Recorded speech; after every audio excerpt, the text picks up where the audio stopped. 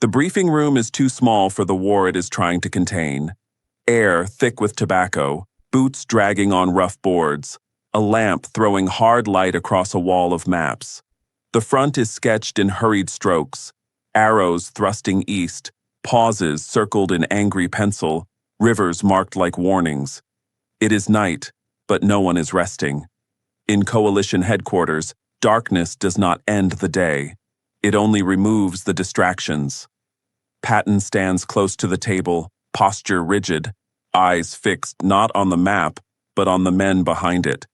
His impatience has been building for weeks, fed by every stalled convoy and every order that arrives too late to match his pace. He speaks in the language of momentum, how seconds become miles, and miles become surrender. Then he changes the temperature of the room with one sentence, delivered without flourish. If he cannot be given freedom to drive, he says, then perhaps he should be relieved. Give him the road, or give him his papers. It does not sound like drama. It sounds like a mechanism, a lever pulled to move policy by force of personality. Everyone understands what it implies. If the Supreme Commander denies him, he will have to explain why he restrained the one general whose columns seem to make the enemy dissolve. Eisenhower does not answer with volume. He answers with stillness. The room watches him the way soldiers watch a bridge under load, waiting to see if it holds. He knows this is not merely Patton asking for fuel or priority. It is a test of whether command is negotiated. In coalition war, that question is fatal. Once resignation becomes a bargaining chip, every commander learns the method, and the war becomes a contest of egos, not strategy. Outside, the front line keeps moving like a machine, tanks nosing forward in the dark, trucks grinding through dust, messengers chasing orders that expire by dawn. But the machine's true gears are not at the tip of the spear. They are behind it. Railheads, repair bays, bridge companies, fuel dumps shrinking faster than they can be refilled. Distance is not conquered by courage. It is paid for in tonnage. A junior staff officer, too low in rank to speak, high enough to understand, watches the exchange and feels the shape of the real emergency. The enemy tonight is not German armor. It is the possibility that Allied authority can be bent by a successful man's impatience. And then the sharpest truth arrives. A solo attack is never solo. Someone always pays the bill. In trucks diverted, bridges reassigned, flanks thinned, men asked to hold while another army runs. The meeting ends, but the fuse stays lit. Because if Eisenhower yields, he risks the coalition. And if he refuses, he risks the loyalty of the war's most dangerous instrument, a general who has already threatened to walk away once before. The story snaps backward to the summer of 1943, when the Mediterranean heat sat heavy on helmets and tempers. Sicily was supposed to be a proving ground, an island campaign to teach the Allies how to fight together before they tried it on the continent. Patton, commanding 7th Army, did what he always did when given space. He moved. He drove his forces hard across broken roads, seized ports, chased headlines as if speed itself could drown out the political noise that followed him. And then came the moment that turned a battlefield victory into a command crisis. In an evacuation hospital near Palermo, Patton struck 2 soldiers suffering from what doctors called battle fatigue. He called them cowards. He demanded they return to the line. Word traveled faster than any armored column. By August, the incident reached Eisenhower's headquarters, and suddenly the war was no longer only against Germany. It was against public outrage, Allied embarrassment, and the fragile belief that American generals understood the moral limits of command. For Eisenhower, it was an early lesson in the kind of weapon Patton was. Patton could break an enemy's rhythm, but he could also fracture his own side. Brilliant in motion, volatile in judgment, the qualities that made him effective at the front made him dangerous in a coalition where perception mattered almost as much as ground gained. When cornered, Patton did not shrink. He escalated. Pride became pressure. pressure became ultimatum. He hinted, as he would later, that if he had lost Eisenhower's confidence, perhaps he should step aside. It was not humility. It was a familiar maneuver: force the issue, make the decision binary, turn criticism into a choice between losing him entirely or accepting him as he was. The apology Eisenhower demanded came, but it carried Patton's stamp, delivered like an order, as if even contrition had to march in formation. He obeyed. He did not surrender. The self-image remained untouched, the belief that hardness won wars and that softness cost lives. Eisenhower chose containment over destruction.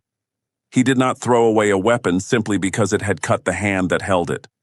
He disciplined Patton, removed him from immediate command, and yet kept him within the machine, managed, monitored, and still useful. In that choice, Eisenhower's style was forged: calm authority that would not be emotionally recruited, and command that refused to be negotiated. Because Sicily did not end the problem. It only previewed it. And as Europe approached in 1944, the same conflict was coming again, only larger, louder, and tied to the fate of an entire front. By late July 1944, the Normandy hedgerows finally broke. Operation Cobra shattered the German crust west of St. Lo, and what had been a grinding fight became a widening tear. The Allied front did not simply advance, it surged, spilling armor and infantry through gaps that had not existed the week before. Towns fell in sequences too quick for clerks to type, and too fast for supply tables to recalculate. In war, success has its own speed limit. In August, the Allies were about to learn where it lived. On 1st August 1944, Patton's Third Army was activated, and almost immediately it became a symbol of motion. Columns of tanks and trucks pushed east and south, taking ground that had been ink on maps that morning. Prisoners arrived in such numbers that counting them became a daily labor, not a headline. Radios crackled with requests: fuel, bridging, ammunition, engineers, each message carrying the same assumption: that speed was not merely desirable, but decisive. The faster Patton moved, the more movement itself began to look like the solution to everything. Resistance could be outpaced, politics could be outrun. Even time, winter, reinforcements, German recovery could be beaten if the wheels kept turning. It was a seductive logic because it produced evidence every day. Roads behind him filled with captured men, and roads ahead of him seemed briefly empty. But at the tip of the spear, tank crews learned a different kind of arithmetic. They watched fuel gauges the way medics watched pulse rates. A needle sinking toward empty could halt a division as effectively as an enemy battalion. Victory, they discovered, could run dry. A thrust that covered 50 miles could end with engines silent, crews sleeping beside their vehicles, and the war paused, not by Germany, but by gasoline. For Eisenhower, the dilemma sharpened into its cruelest form: feed one spearhead and you starve another. Deny one, and you risk losing the very momentum that might end the campaign early. Every gallon sent to Patton was a gallon not sent elsewhere. Every truck committed to one army's advance was a truck that could not serve the others. Coalition war meant balancing winners in real time, and doing it without letting any one winner claim ownership. Patton did not read these limits as physics. He read them as intent. Constraints became obstruction, and obstruction began to feel like betrayal. Somewhere between the map table and the fuel dump, the story turned from tactics to authority, and the question that would soon dominate Eisenhower's headquarters could no longer be avoided. What does a supreme commander say when his best attacker starts asking for a private war? Patton did not sell speed as preference. He sold it as mercy. In his mind, every day the war continued was an invoice paid in blood. Infantrymen in muddy foxholes, engineers dying over bridges, medics working by touch because there was no light to spare. Strike hard now, he argued, and the war ends sooner. End it sooner, and you save lives that would otherwise be spent slowly in hedgerows, towns, and winter forests. To Patton, speed was not recklessness. It was moral economy. He pointed to numbers that seemed to prove him right. Prisoners came in waves, columns of Germans with hands raised, weapons stacked by roadsides, units surrendering not after annihilation, but after being outmaneuvered. Patton treated these captives like receipts. An enemy giving up in bulk must be near collapse. The Third Army's advance, he believed, was not merely taking ground, it was unmaking the enemy's will. In that reasoning, momentum became evidence, and evidence became certainty. But the certainty carried a deadline. Patton spoke often of a closing window, as if Europe itself were a door swinging shut. If the Germans regained cohesion, if they had time to anchor on rivers, rebuild lines, shift reserves, then the war would harden into something else. Summer would become mud, mud would become ice, and the chase would become a siege, fortified crossings, artillery registrations, and weeks spent for bridges that ought to have been taken in hours. Patton feared not only German strength, but German recovery, because recovery would turn speed into attrition. At his map tables, the obsession looked almost surgical. Staff officers circled rail junctions, bridges, and road nets the way physicians trace arteries on an anatomy chart. Cut the junctions, Patton insisted, and Germany bleeds out. A bridge taken intact was not a tactical prize, it was a future month erased. A rail node seized was not a dot on a map, it was an enemy division that would never arrive. His operational vision was simple and brutal. Keep moving until the enemy has nothing left to connect his war together. Yet every few miles of success carried a quiet contradiction. The farther Patton advanced, the more his army depended on things he did not command. Ports still struggling to unload, trucks assigned by higher headquarters, roads policed by military police who had to keep traffic from strangling itself. A victory column could be stopped by a missing convoy. A brilliant thrust could be slowed by a bridge company delayed on another sector's emergency. Patton's speed relied on a system, and the system did not belong to Patton. That dependence aggravated him. It did not make him cautious, it made him impatient, because if he was winning fastest, he believed he deserved priority, not as a favor, but as an obligation the war owed him. He interpreted allocation as judgment. When fuel went elsewhere, it felt like a verdict against his method, his army, and the lives he believed he was saving by moving. The language of supply became, in his mind, a language of trust, and slowly, almost calmly, confidence shifted into entitlement. Permission became a delay to be argued away. Coordination became friction to be overcome. If the war could be ended by one continuous drive, then any restraint began to look like a kind of negligence. Patton did not yet call it insubordination. He called it necessity. But necessity, in a coalition, is never owned by one man. And as Patton's conviction hardened, Eisenhower's belief, quiet, structural, and uncompromising, was about to meet it head-on. Eisenhower did not think of victory as an explosion. He thought of it as a build. In his mind, modern war was not a duel between brilliant men. It was an engineering problem measured in ports, rail lines, bridge capacity, and the willingness of allies to keep paying the cost together. He had watched coalitions fail in the past, fractured by pride, weakened by competing aims, and he understood something Patton never had to carry on his shoulders. The front line was only the visible edge of a much larger structure, and if the structure cracked, no amount of courage at the spearhead could save it. As Supreme Commander, he could not command like a lone genius driving one army straight toward a single objective.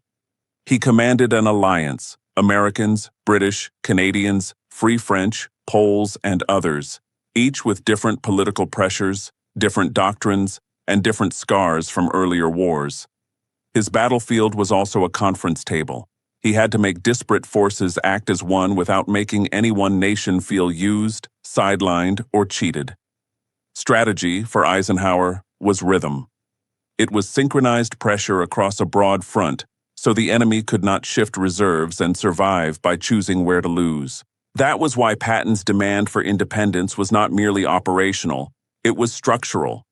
In an orchestra, a trumpet that decides to play a different song does not become a soloist. It becomes a problem. The music collapses into noise.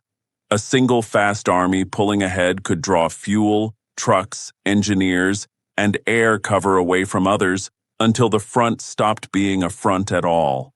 It would become separate offensives, each fighting its own war, each claiming priority, each refusing responsibility for the gaps between them. In the headquarters corridors and mess rooms, Eisenhower could hear the careful language of men who knew how quickly strategy turns into national pride. British and American officers traded phrases that were polite on the surface and sharp underneath.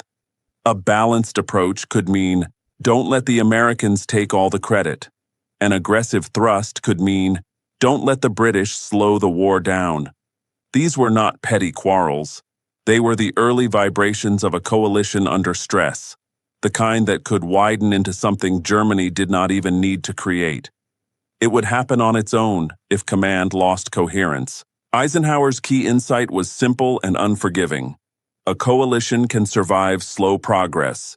It can survive disappointment, casualties, even stalemate, because shared suffering can still produce shared resolve.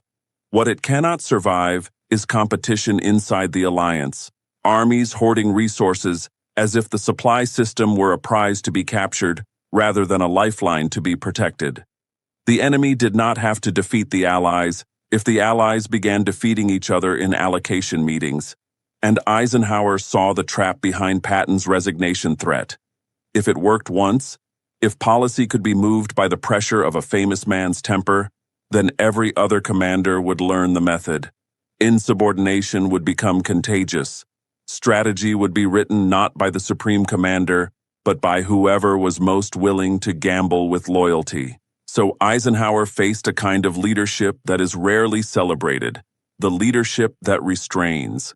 He had to deny a winner today to keep the entire front capable of winning tomorrow. And in that restraint lived the war's deepest tension, because the man he needed to hold back was also the man who, unleashed, might seem to end it. Somewhere between the demands of speed and the demands of unity, Eisenhower had to choose which danger was real. And the battlefield, waiting patiently ahead, was about to offer its own answer. Germany did not need to defeat the Allied advance in August 1944 to change the war. It only needed to slow it. After the shock of the breakout, the Wehrmacht began to do what battered armies have done for centuries: reorganize while retreating and turn geography into a weapon. Rivers became hinges, towns became knots, and every narrow road through forest or hill country became a choke point where time could be traded for survival. The enemy that seemed to be dissolving was not gone. It was learning how to harden again. The French countryside, so open on a map, offered endless opportunities for delay in practice. Bridges were blown or mined. Culverts were cratered. Key crossroads were defended long enough to force detours that multiplied into traffic jams. A single stubborn rearguard in a village could hold up an armored column, not by destroying it, but by forcing it to deploy, to clear, to wait, minutes becoming hours, hours becoming another day of fuel burned without decisive gain. Delay did not look heroic. That was its strength. Every pause inflamed Patton. To him, halts were not neutral. They were theft. He spoke of wasted destiny, of the war slipping away not to German skill, but to Allied caution and paperwork. He had watched the enemy run. He believed running meant collapse. And when he was told to wait for gasoline, wait for bridging, wait for coordination, he felt as though victory itself was being held at a desk. But each pause did something else as well. It strengthened Eisenhower's logic. The battlefield was punishing the forces that outran their own support. Distance was not merely an arrow on a map. It was a widening gap between the front and the depots behind it. An army could be tactically brilliant and still become operationally helpless if its fuel was 2 days late and its bridging equipment was somewhere in a traffic snarl 50 miles back. In that space, the enemy did not need to destroy you. It only needed to wait for you to arrive exhausted. At ground level, the war began to belong to men rarely mentioned in the headlines. Engineers became frontline figures, working under fire to throw temporary bridges across rivers the Germans had turned into barriers. Military police controlled intersections as if they were valves in a circulatory system, redirecting convoys, breaking jams, forcing discipline on roads that could choke an entire advance. A column's speed depended less on the courage of its lead tank than on the order imposed behind it. The front was not only where rifles fired, it was where traffic flowed. And then a harder truth settled in. Delay was sometimes protection. Slack in a system prevents fracture. A pause could allow fuel to catch up, artillery to move, flanks to align, air cover to be planned. It could keep the entire Allied machine from snapping under the strain of its own momentum. In a coalition, restraint was not always fear. Sometimes it was the price of staying intact. Patton refused that philosophy. He wanted a straight road and a green light. He wanted the freedom to treat obstacles as personal challenges rather than systemic limits. Where Eisenhower saw a front that must remain cohesive, Patton saw a race that must be won before winter closed the track. By early September, belief had hardened into certainty on both sides. Patton believed independence was the cure. Eisenhower believed independence was the disease. And between those two convictions lay a supply network stretched thin enough to break if one man pushed it too hard. If Patton's war lived at the front, dust, engines, prisoners, and arrows on maps, Eisenhower's war lived behind it. It lived in depots that stretched across Normandy's wrecked roads, in rail yards still half ruined by bombing, in engineer parks stacked with bridging gear, and in the long, disciplined misery of men who drove at night with blackout lights, following a dim red marker on the truck ahead as if it were the last star left in Europe. This was not the romantic war. It was the one that decided whether romance could move. A modern army, especially an American one, was an appetite on tracks. An armored division did not simply need fuel, it consumed it, along with artillery shells, rations, spare parts, tires, lubricants, and the quiet, unglamorous machinery of maintenance. Tanks broke down, trucks blew tires, engines overheated. A single day of rapid advance could burn through quantities that looked impossible on paper, and the paper never stopped moving. The faster the front ran, the more it demanded, and the less time there was to build the supply spine that running required. That was the hidden translation of Patton's request to attack alone. It was not a tactical permission slip. It was a claim on the entire bloodstream of the Allied effort. Priority fuel, delivered first and delivered far. Priority bridging equipment, held ready for his crossings. Priority ammunition, moved forward even when rail and road schedules groaned. Priority air support, so his spearheads could keep the enemy's road nets shattered. Alone, in practice, meant others would wait. Quietly, politely, and then dangerously. Eisenhower's staff did the arithmetic because that was what coalition command ultimately became, a choice between competing necessities. If Patton drank deeper, someone else stopped moving, guaranteed. There was no magic reserve. The tonnage available did not expand because one general was impatient. Trucks were finite. Roads were finite. Drivers were finite. The war's momentum could be shifted, but it could not be multiplied at will. In late summer 1944, this reality produced its own kind of improvisation. Great convoys of trucks running almost continuously, hauling supplies forward from the beaches and depots toward armies that were already far beyond the original plans. Drivers slept in their cabs when they could. Maintenance crews worked by feel and habit, coaxing more life out of vehicles already worn down by distance. Military police controlled junctions like surgeons controlling blood flow. because a single traffic jam could ripple backward for miles and turn an advance into a stall. One driver, somewhere on a moonless French road, feels the weight of the war in a way no map can teach. His cargo is gasoline, metal cans stacked and strapped, sloshing with every bump.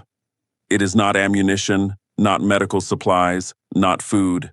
It is the thing that makes all the others matter. A bullet without fuel may never reach the front. A tank without fuel is a bunker. He is hauling not a commodity, but motion itself. And if he is late, men he will never meet will stop. Then comes the revelation that supply officers understood in their bones. Moving fuel forward consumes fuel. The convoys that carried gasoline burned gasoline to do it. The farther the armies advanced, the longer the round trip became, and the more trucks were required to deliver the same amount. Momentum had a self-eating edge. Every extra mile forward increased the cost of the next mile. Victory, pursued too fast, could begin to feed on its own ability to continue. Patton did not ignore these facts. He tried to outfight them. He pressed for allocations, demanded priority, and treated logistics as something that could be compelled by will. When the system slowed him, he sought ways around it, improvised depots, captured fuel, local seizures, relentless requests framed not as desires, but as necessities. He believed with genuine conviction that every hour gained now spared days of slaughter later. In that belief, his pressure felt righteous. To those managing the broader front, it felt destabilizing, because every workaround created a ripple. Every emergency priority order weakened the schedule that kept other armies alive. Every diversion of bridging gear left another crossing delayed. Every surge of trucks toward one sector threatened to clog the roads for everyone. The supply network was not just strained, it was beginning to fray at its seams. Rubber and steel and human endurance stretched to the limit, held together by discipline and the fear of what would happen if discipline failed. And as the numbers tightened, so did tempers. Patton did not see a system doing its best. He saw a system refusing to recognize what he believed was the decisive moment. Eisenhower did not see a brilliant general asking for speed. He saw the beginnings of a precedent, one man trying to bend the machinery of coalition war to his own timeline. The more Patton demanded momentum, the more the network groaned under it. And in that groan, the next battle was already forming, because Patton's impatience was not only a feeling now, it was becoming a tactic. By early autumn 1944, Patton's impatience was no longer merely temperament. It was becoming method. In the field, he was famous for motion, columns rolling at dawn, staff cars racing between command posts, orders delivered as if delay itself were an enemy. But in headquarters, where maps and allocation charts decided what could move and what must wait, Patton discovered another weapon: crisis. He could not always conjure fuel or bridges, but he could conjure urgency. And urgency, if sharp enough, could force decisions that calm argument could not. The resignation threat was part of that method. It placed Eisenhower in a box with only two exits: grant Patton the freedom he demanded, or accept responsibility for losing him. Patton understood the psychology. A commander who threatens to quit does not need to win the debate. He only needs to raise the cost of saying no. In a war hungry for momentum and symbols, the idea of sidelining its most aggressive American general carried political weight. Patton's ultimatum was designed to make that weight land on Eisenhower's desk. Inside Patton's own headquarters, not everyone was comfortable with the approach.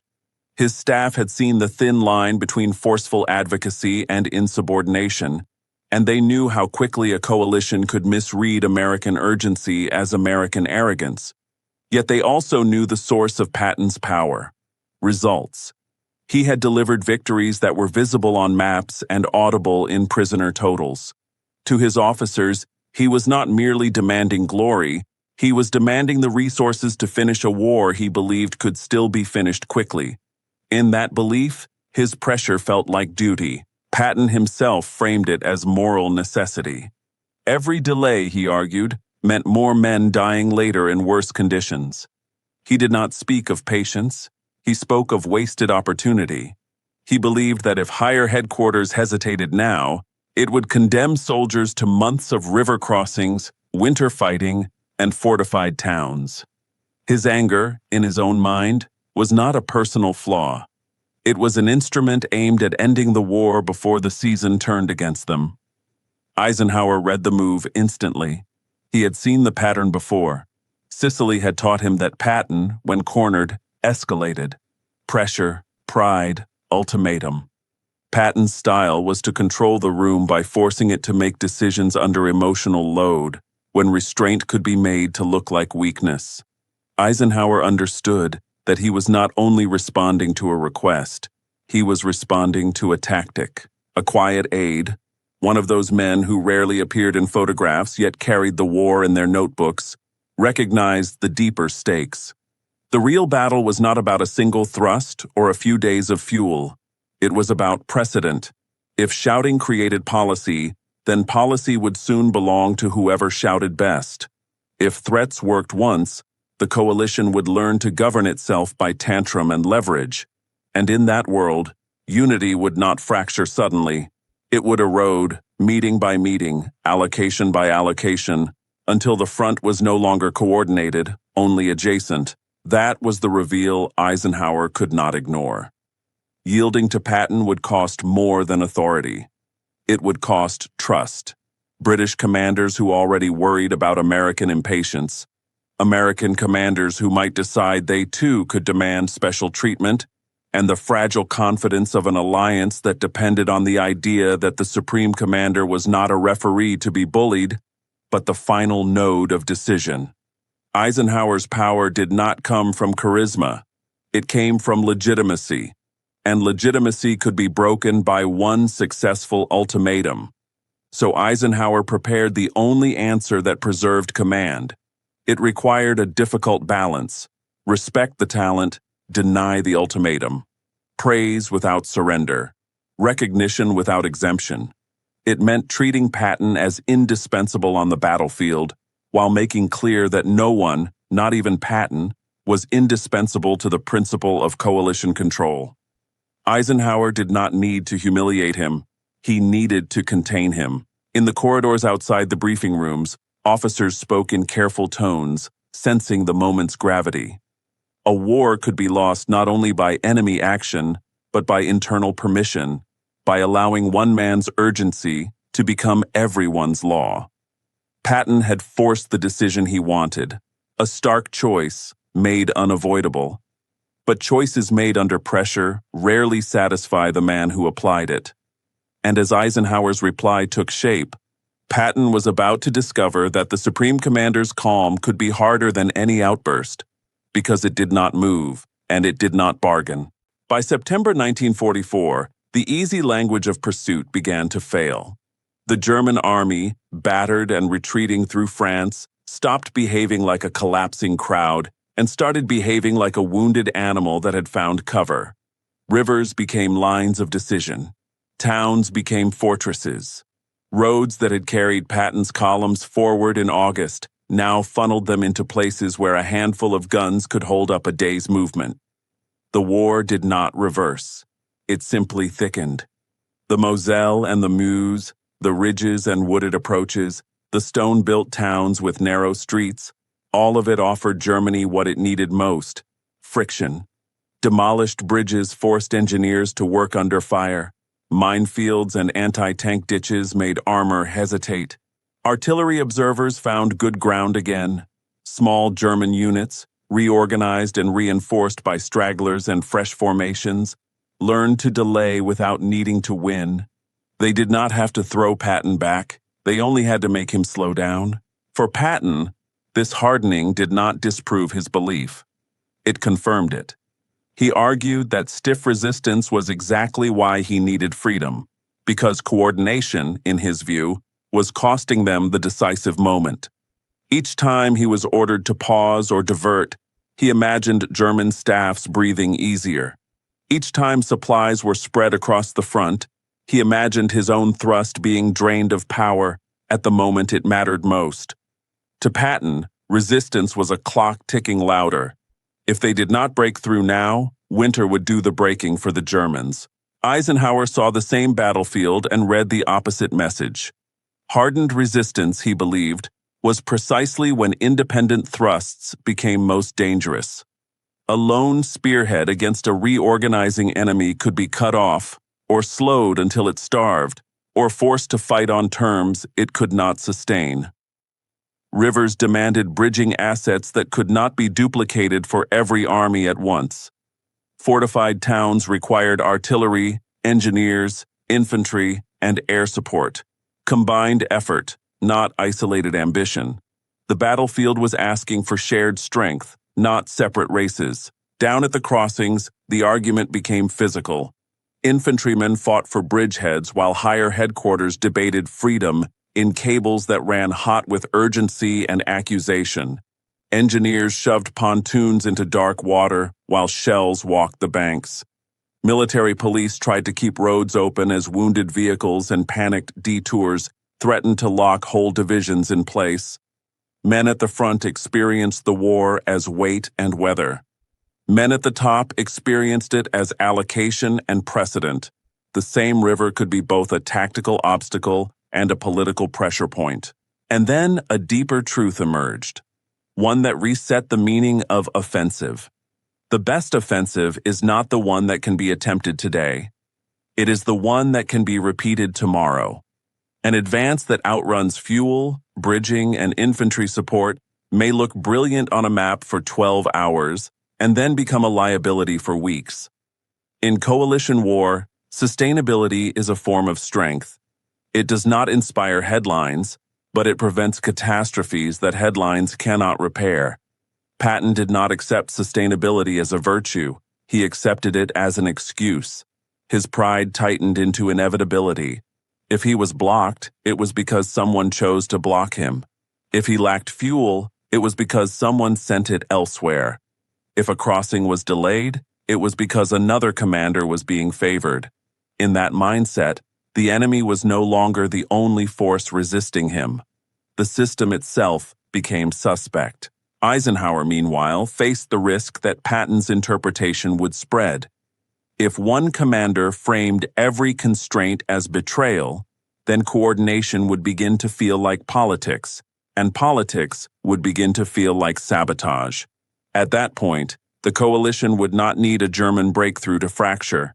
It could fracture from suspicion alone. By the time the cables cooled and the maps were updated, the struggle phase had reached its edge. The battlefield had slowed the Allies, and the slowdown had exposed something more volatile than German defenses: the question of who controlled the war's direction. The next confrontation would not be decided by tactics. It would be decided by authority, and by what Eisenhower was willing to say to a general who believed he was being held back from history. The ultimatum did not arrive in a single outburst. It arrived the way pressure arrives in a boiler, day after day, cable after cable, each message carrying the same heat. By the time Patton brought it into the room, it no longer sounded like a request. It sounded like a demand that had grown tired of being explained to. Relief or independence. Let him run or let him go. In a coalition headquarters, that kind of choice is a trap. Compromise would not look like leadership. It would look like surrender disguised as negotiation. If Eisenhower yielded once, if he granted strategic freedom in exchange for Patton's continued service, then command would become a market. Every future decision would invite the same barter. Every general with a reputation would learn that the fastest way to change policy was not through argument, but through threat. The room itself carried the weight of the moment. Maps lay open like anatomy, showing rivers that had stopped easy movement and towns that now demanded time. Staff officers stood close enough to hear breathing. Outside, engines still ran in the night, but inside, the machinery was different. Senior men measuring consequences, trying to keep a front from becoming a set of private wars stitched together only by proximity. Patton spoke with the confidence of a man who believed the war was at a hinge. He did not plead. He stated, the Germans were stiffening. Delay was giving them life. The window was closing. He framed it as necessity, and he believed it, deeply enough that his pride took on the shape of moral argument. If he could be allowed to strike without restraint, he implied, he could cut the enemy's recovery at the root. If he could not, then he was being asked to watch opportunity die in slow increments. Eisenhower listened without matching the temperature. He did not answer with a lecture on logistics or politics because he understood what Patton was doing. This was not a debate about roads or fuel. It was a test of whether the Supreme Commander could be forced, and Eisenhower knew that a commander who reacts emotionally becomes part of the tactic. Patton's strength had always been momentum. Eisenhower's strength in that moment had to be immobility. When he finally spoke, it was with calm steel, firm enough that it did not require volume. The sentence he used was simple in structure and heavy in meaning. Command is not negotiated. Operations are assigned. Obedience is not optional, not because Eisenhower enjoyed authority, but because authority was the only thing holding the coalition's shape. A war fought by allies could not survive a precedent where resignation threats wrote strategy. He did something else too, something experienced leaders do when they must deny a powerful subordinate. He acknowledged Patton's value without surrendering to it. He made it clear that Patton's aggressiveness was real, useful, and respected. But then he drew the boundary that Patton could not cross. Your aggressiveness serves the war. The war does not serve your aggressiveness. The point was not to insult him. It was to place him back inside the purpose larger than any one man. A few men in the room felt the shift as if the air pressure had changed. There are moments in command when everyone recognizes that a line has been drawn, not in ink, but in principle. This was leadership as containment, not argument. Eisenhower was not trying to win a rhetorical contest. He was preventing the war from becoming a contest of personalities. The turning point truth was not stated on the map, but it hung behind every word. Eisenhower was defending the system that made Patton possible. The fuel networks, the trucking discipline, the bridging schedules, the air-ground coordination, the fragile trust that kept British and American armies aligned instead of competing. Patton's speed was not merely his talent. It was the product of an entire coalition machine willing to feed his spearhead. If that machine broke, if unity cracked under special demands, Patton would not be liberated. He would be stranded. Patton absorbed the denial like a blow. To a man whose identity was tied to motion and initiative, being told no felt like being told he did not matter. The instinct to rage was there, immediate and familiar. But beneath the anger, another recognition formed, the one he could not argue away. He could threaten, he could protest, he could call it caution, even sabotage, but he could not replace the coalition. No matter how fast his tanks moved, they did not own the roads behind them. And Eisenhower did not need to humiliate him to prove the point. He let the refusal stand without theatrics, because the refusal itself was the message. If Patton truly wanted to resign, Eisenhower was prepared to accept it. That was the quiet power in the room. The Supreme Commander was willing to lose a famous weapon rather than lose the principle that kept all weapons under control. When the meeting ended, Patton did not get his private war. He stayed. He went back to his army and kept fighting. But something decisive had happened without a shot being fired. The precedent was set. Threats would not govern strategy. The coalition would move as one, even if it moved slower than one man desired. And now the next question was unavoidable. What happens to a commander like Patton after you tell him no? Because anger does not disappear. It either fractures the system or it finds another route forward. When Eisenhower drew the line, the front did not suddenly become easier. Rivers still waited. German rearguards still held towns long enough to turn a day's advance into a week's work.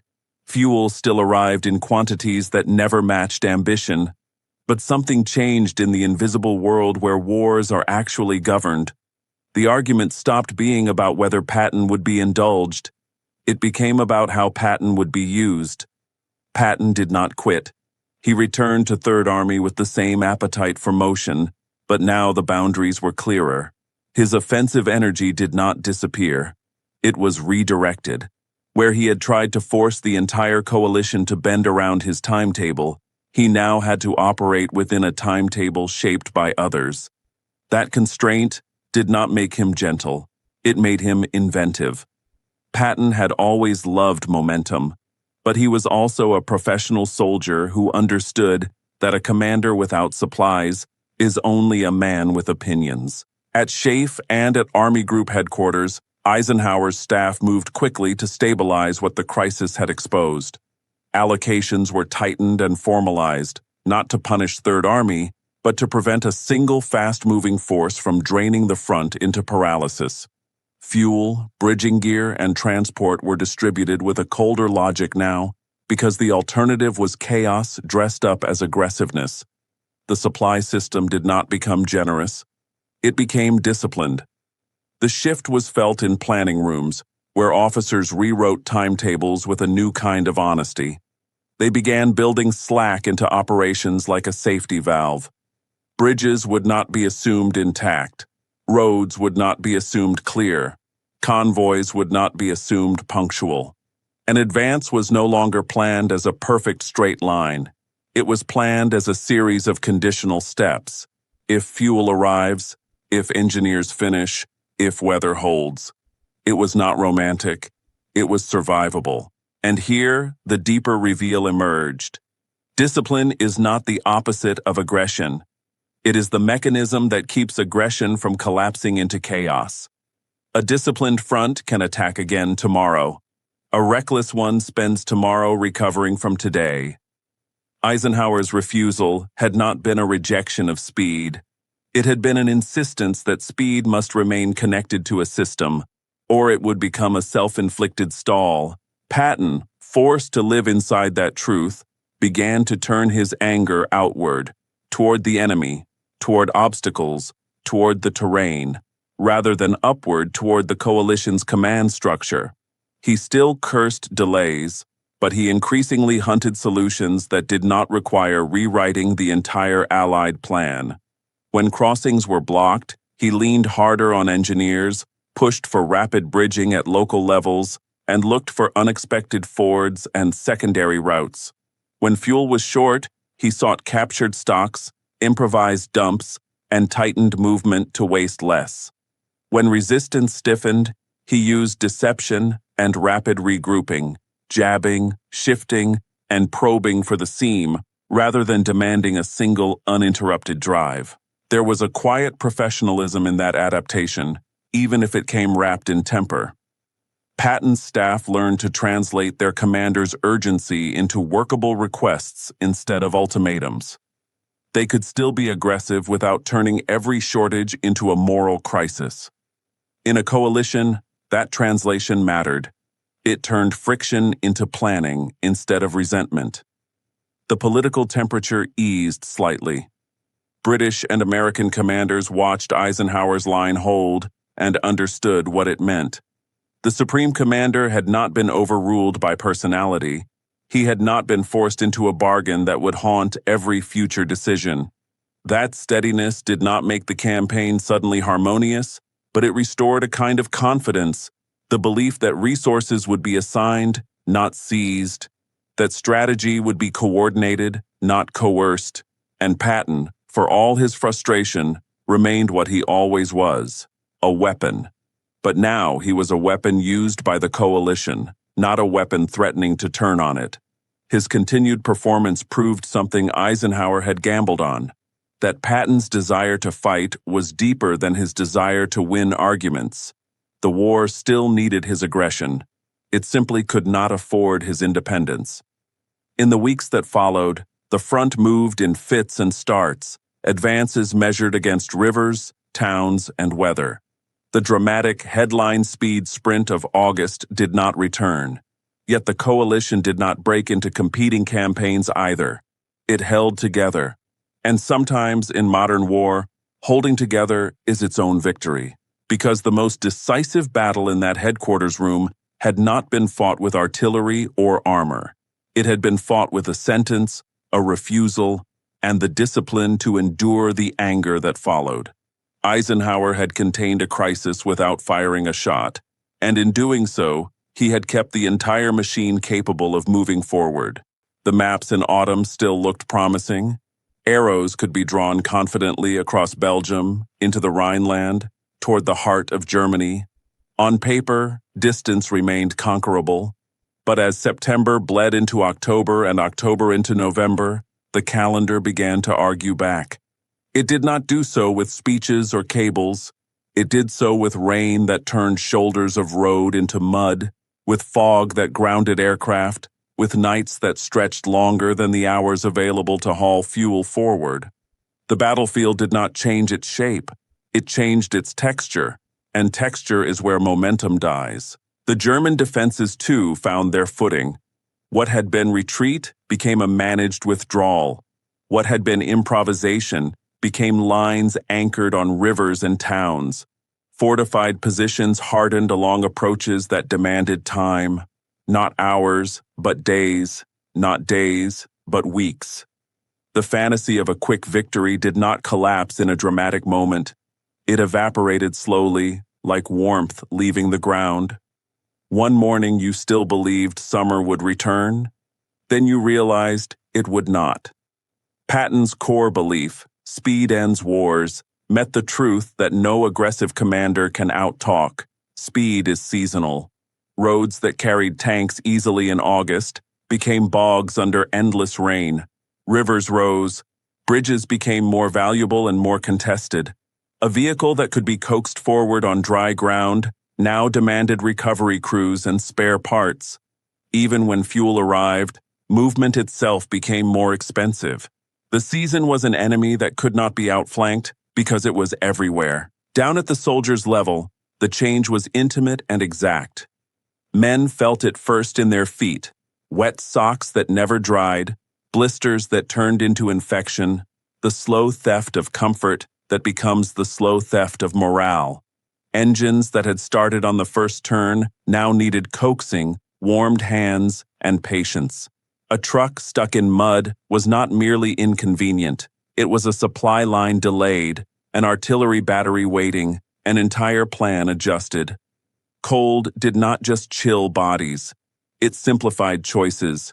It reduced ambition to what could be carried, what could be repaired, what could still move. And here, the hard reveal arrived. The most dangerous optimism is the optimism created by your own successes.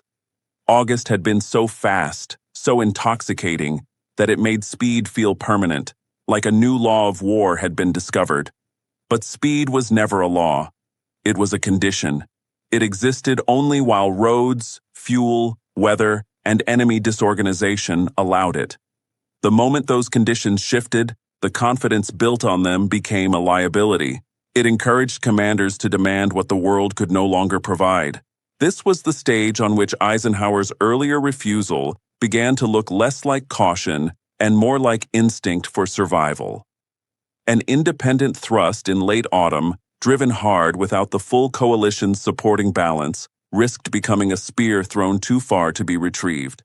The front needed coherence now, shared bridging, shared air support, shared reserves, because the margin for error had narrowed. In summer, an overextended unit might recover. In winter, it might freeze in place and be broken. Patton remained a weapon, but the relationship had changed. The ultimatum had failed, and with it, the possibility that Patton could hold coalition strategy hostage. He fought within constraints, sometimes angrily, often brilliantly, but always inside the larger machine. His talent still mattered. His speed still mattered. But speed was now one component among many, tempered by weather, resisted by geography, and governed by the needs of an alliance that had to endure to the end. As the year tilted toward winter, the meaning of that headquarters confrontation sharpened. It had never been only about one general's pride. It had been about how close victory can come to self-sabotage, how a winning army can begin to believe it is exempt from limits, and how those limits return without mercy when the season changes.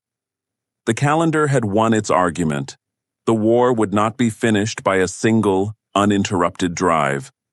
And in that slower, colder reality, the question remained, what exactly had Patton been trying to protect with his threat?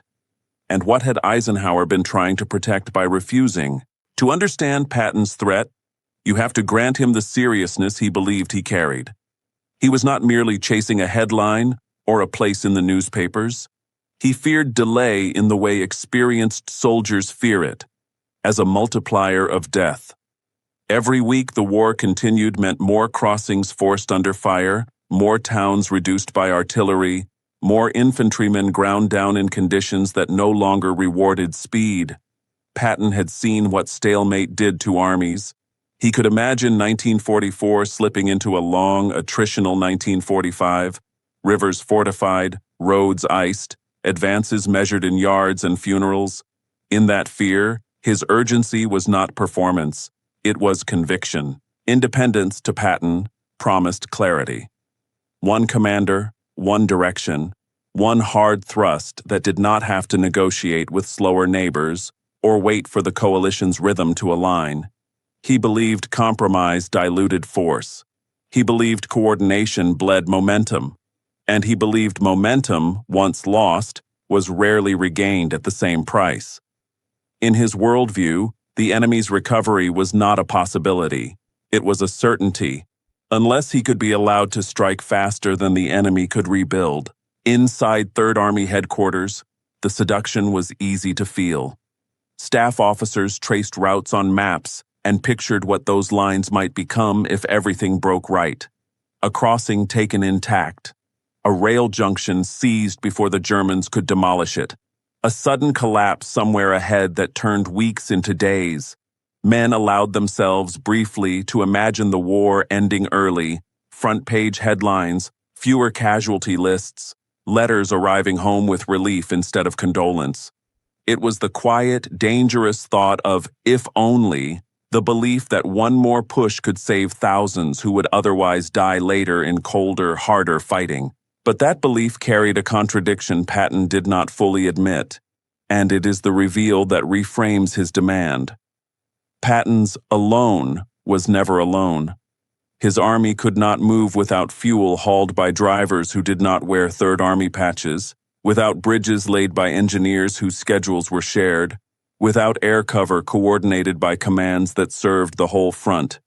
Even his flanks, those vulnerable seams where German counterattacks could bite, were held by other formations whose strength depended on the same supply pool.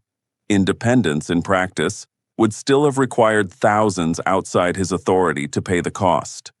Alone would simply have meant first. That was the moral arithmetic Eisenhower had to perform, and it was colder than Patton's vision because it had to include everyone. Eisenhower's refusal was not a judgment on Patton's courage. It was a calculation of consequences. If one man's ambition, however sincere, pulled resources disproportionately, then other armies would slow, stall, or be exposed. A narrow victory for Patton's spearhead could become a broad vulnerability for the coalition.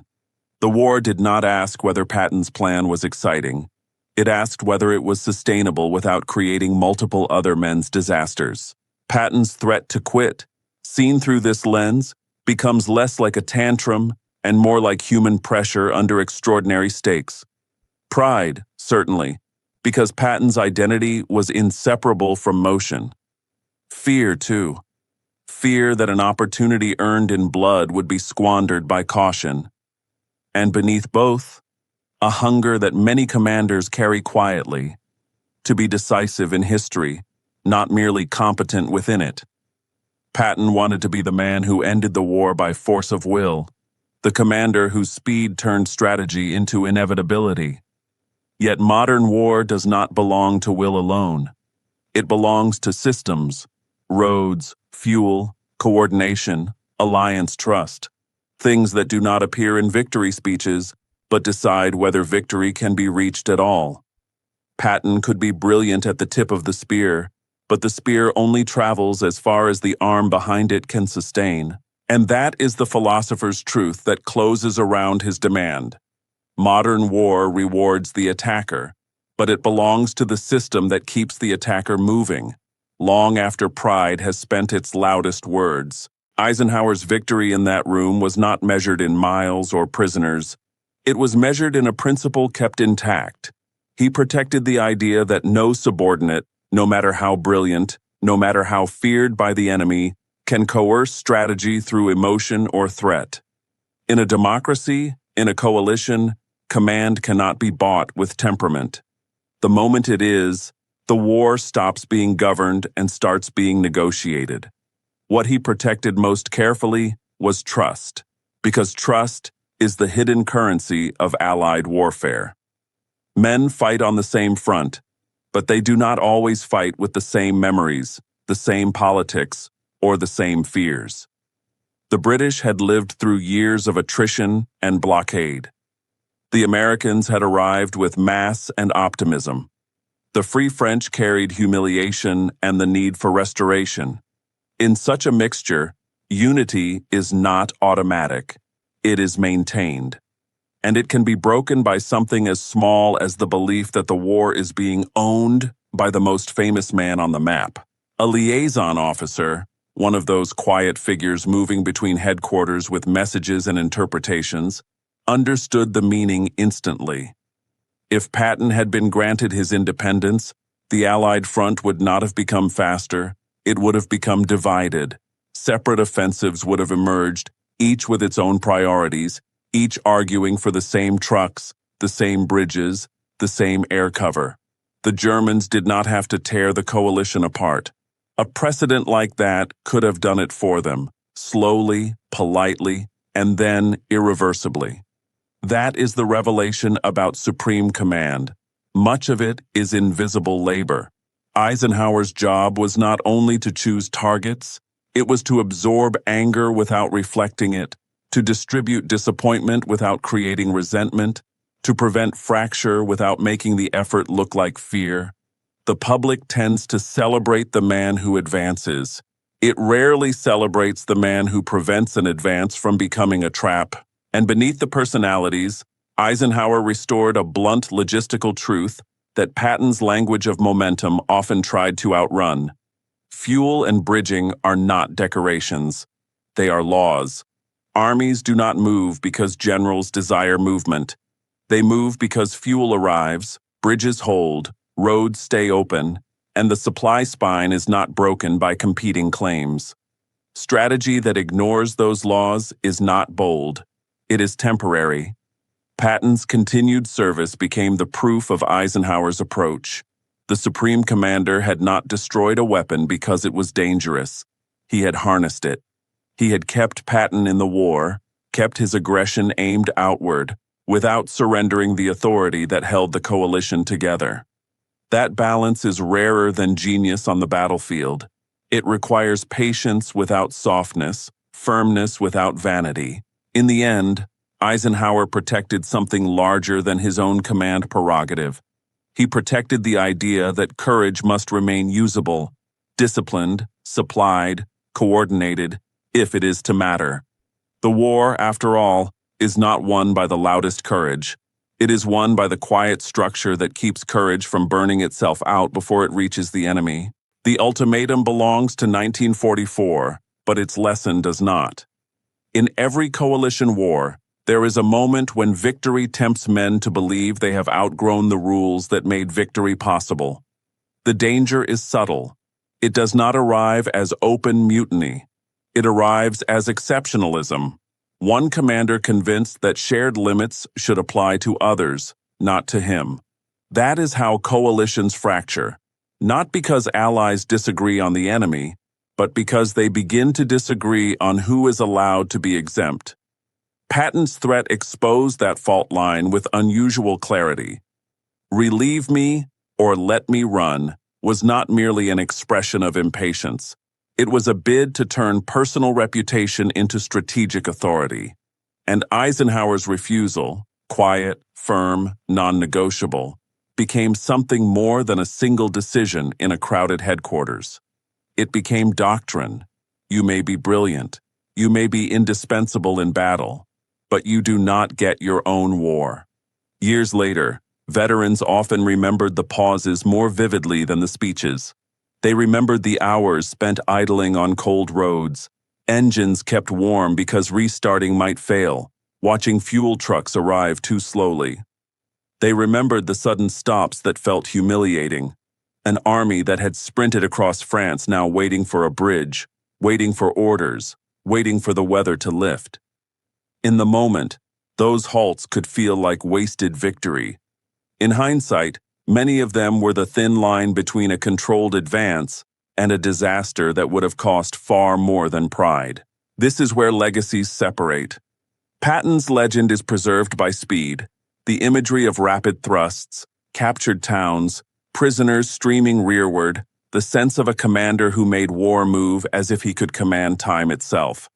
Eisenhower's legacy is preserved by coherence, a front held together under stress, resources shared instead of seized, decisions made with an eye to what could be sustained beyond the next day's map update.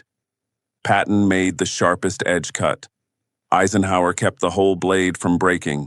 The final reveal is the one Patton's ultimatum could not escape. He threatened to quit in order to keep momentum alive. But quitting, had it happened, would have damaged the unity that makes momentum possible. In a coalition, morale and trust are logistics too. A resignation under pressure would have sent a message through every headquarters. Strategy can be coerced. Once that belief takes hold, the enemy no longer needs to defeat your armies in the field. Your command structure defeats itself in the rear. And so the story closes on an irony that belongs to modern war as much as it belonged to 1944. Patton wanted to attack alone, to strike with uncluttered will. But his strength, his speed, his reach, his very ability to threaten history, existed only because thousands of people and multiple nations were bound together behind him, feeding his advance with trucks, bridges, air cover, and faith in a shared purpose. He was never alone. He was carried. Eisenhower understood that, and he guarded it, not with spectacle, but with discipline. He refused to let a successful man become a separate authority. He refused to let impatience become policy, and in doing so, he preserved the kind of unity that wins wars slowly, steadily, and finally. He threatened to fight alone, until Eisenhower reminded him that the fastest road to defeat is an army that starts obeying only its own pride.